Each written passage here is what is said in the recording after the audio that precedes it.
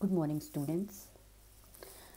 2015 की बात है। मैं कैलिफोर्निया यूनिवर्सिटी गई थी अमेरिका में।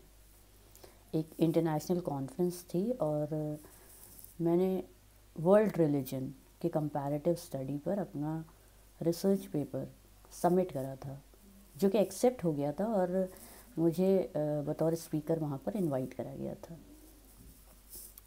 मैं यूनिवर्सिटी पहुँची और यूनिवर्सिटी में जाके मैंने देखा कि इतनी बड़ी यूनिवर्सिटी है वो कि बाकायदा एक डिपार्टमेंट से दूसरे डिपार्टमेंट जाने के लिए वहाँ पे अंदर बसेस चल रही थी उस प्रेमाइसेस में।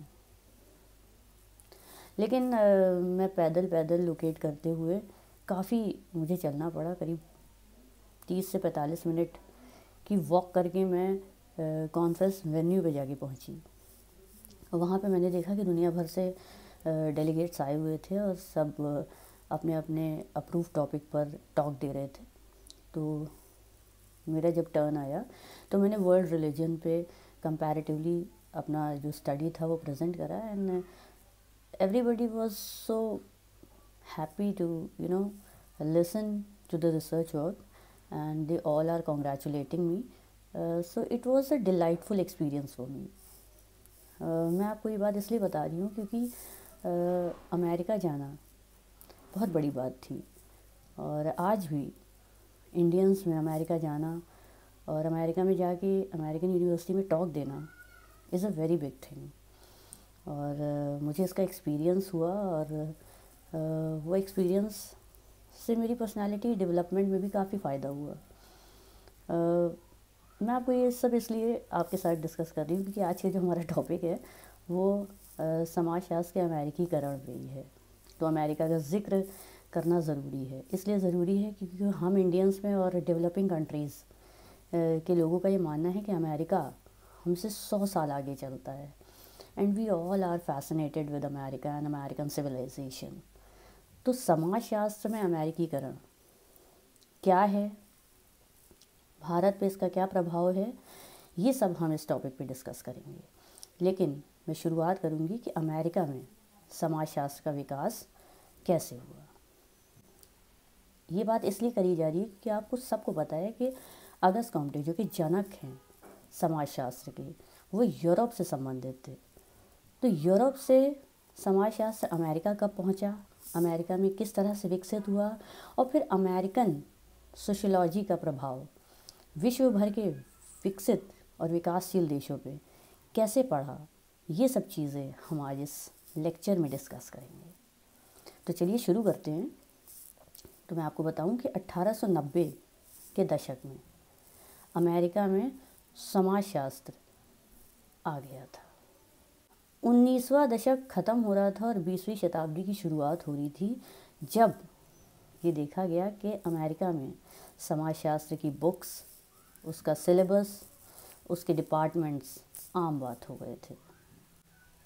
इसी समय अमेरिका में अमेरिकन सोशियोलॉजिकल सोसाइटी की स्थापना हुई, जिसे आगे चल के हम अमेरिकन सोशियोलॉजिकल एसोसिएशन के नाम से जानते हैं। आज अमेरिका में ही सांख्यिकी, आंकड़े और समाजशास्त्र में गणनात्मक विश्लेषण की परंपरा विकसित हुई, जो आगे और देशों में भी फैली।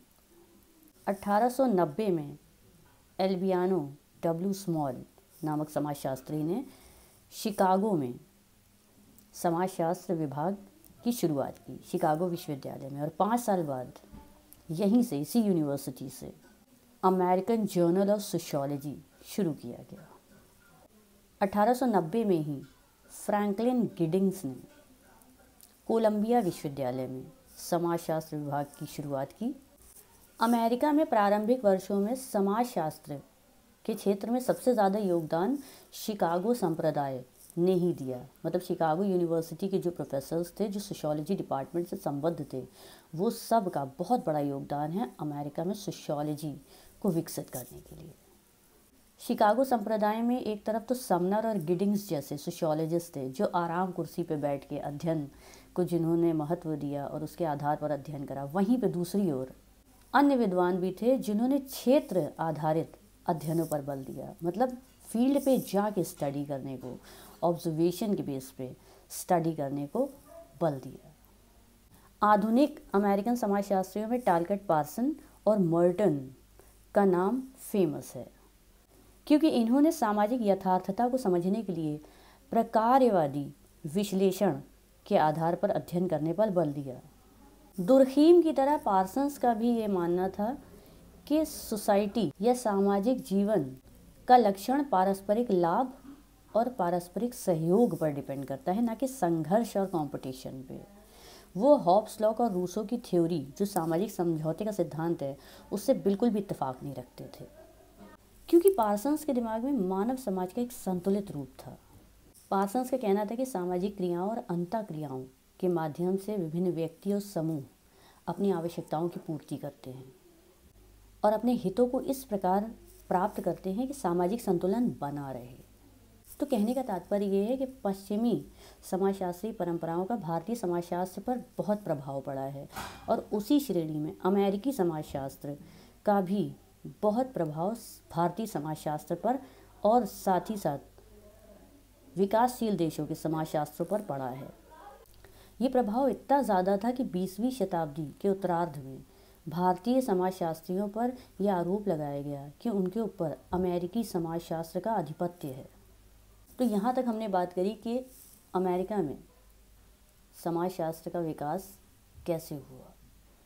अब हम अमेरिकीकरण टर्म को समझ लेते हैं। अमेरिकीकरण शब्द का तात्पर्य है किसी व्यक्ति को स्वभाव से अमेरिकी बनाना या बनना। देखिए, अमेरिका में जब क्रांतिकारी युद्ध हुआ तो ये समय की मांग थी कि जब अमेरिका एक संयुक्त अमेरिका में कन्वर्ट हो रहा था तो उसके जो अलग अलग जो उसके स्टेट्स थे वो अपनी पर्टिकुलर संस्कृति से थोड़ा सा इतर होके अमेरिकी संस्कृति को एक्सेप्ट करें, खुद में आत्मसात करें, ताकि एक यूनिफॉर्मिटी बनी रहे।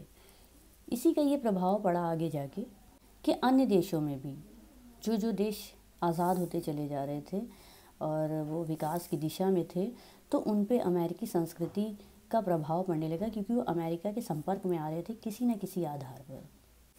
अमेरिकीकरण शब्द से तात्पर्य ये है कि किसी देश की संस्कृति, सभ्यता, उसके रहन सहन, उसके खान पान, उसके पहनावे, उसकी भाषा, उसके व्यवहार के तरीके, सब में अमेरिकी संस्कृति का चुपके से प्रवेश होना है। देखिए, ये तो हम सभी जानते हैं कि अमेरिका अन्य देशों की तुलना में बहुत आगे है। इसे हम इस तरह से भी देख सकते हैं कि आप देखते हैं कि विश्व भर में मैकडॉनल्ड और स्टारबक्स के जो आउटलेट्स खुल गए हैं और उसका इतना ज़्यादा वो फेमस हो रहे हैं, इतना ज़्यादा लोग उसको इमिटेट कर रहे हैं कि अब आप देखते हैं कि मैकडॉनल्ड की तर्ज पे फ़ास्ट फूड सेंटर्स या फ़ास्ट फूड का एक फ़ैशन जो है वो क्रिएट होता चला जा रहा है और उसको हमने अपनी लाइफ में, अपनी लाइफ स्टाइल में एक्सेप्ट भी कर लिया है। उसी तरह से हम देखते हैं कि अमेरिकन कंपनी जैसे कि गूगल है, फेसबुक है, ट्विटर है, इंस्टाग्राम है, ये सब के हम आदी हो चुके हैं। सिर्फ हमें नहीं, और भी दुनिया भर के तमाम देश। तो ये सब क्या है? ये सब अमेरिकी कंपनीज़ हैं और इन सब अमेरिकी कंपनीज़ को हम अपनी डेली लाइफ में जगह दे रहे हैं और उसी के अकॉर्डिंग हम अपनी लाइफ को मोल्ड भी करते चले जा रहे हैं। तो हम देखते हैं कि किसी न किसी तरह से डायरेक्टली और इनडायरेक्टली, भले ही हम अमेरिका जाएं या अमेरिका ना जाएं, लेकिन अमेरिकी संस्कृति को हम अपनी लाइफ में हिस्सा दे रहे हैं और उसी अकॉर्डिंग हम अपना एवोल्यूशन कर रहे हैं। तो ये माना जा सकता है कि जब से इंटरनेट का प्रादुर्भाव हुआ है तब से ये अमेरिकीकरण बहुत तेज़ी में सभी देशों के अंतर्गत समावेश होता चला गया। और यहीं पे अब हम आगे जाके नेक्स्ट लेक्चर में डिस्कस करेंगे कि समाजशास्त्र के अमेरिकीकरण से क्या तात्पर्य है, कि किस तरह से समाजशास्त्र की पद्धतियों में हम अमेरिकीकरण या अमेरिकी पद्धतियों या अमेरिकी समाजशास्त्र का एक रूप देखते हैं। तो नेक्स्ट लेक्चर में हम इस बारे में डिटेल में डिस्कस करेंगे। अगर अभी तक आपको कोई भी क्वेरी है इस लेक्चर से रिलेटेड तो आप मुझे कमेंट में पूछ सकते हैं। I will be happy to answer you. Thank you.